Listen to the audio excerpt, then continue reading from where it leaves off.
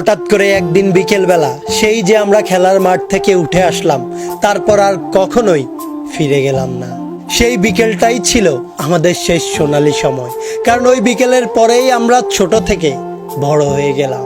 দায়িত্ব নামক শব্দটা আমাদের কাঁধে চেপে বসলো। আর কখনোই দুপুর হলেই বন্ধুদের বাড়িতে গিয়ে বলে হওয়া ওঠেনি, কিরে কই, দেরি হয়ে যাচ্ছে তো, তাড়াতাড়ি আয়, আমরা মাঠেই আছি।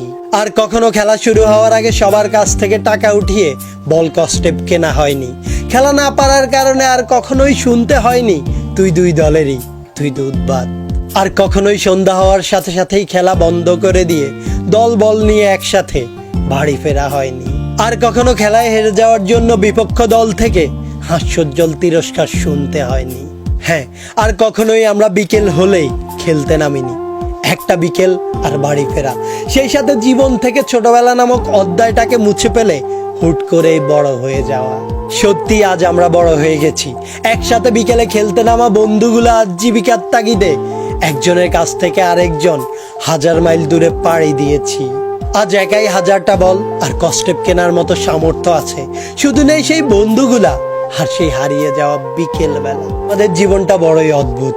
যখন সময় থাকে তখন টাকা থাকে না, আর যখন টাকা থাকে তখন সেই ছোটবেলার বন্ধুগুলা আর সেই বিকেল বেলা দুটোর একটাও আমাদের সাথে থাকে না। সত্যি এ জীবনে যদি আরো একটিবার সুযোগ পাই, তাহলে আমি সেই ছোটবেলার বন্ধুগুলার সাথে আবারও একসাথে বিকেল বেলা মাঠে খেলতে যেতে চাই।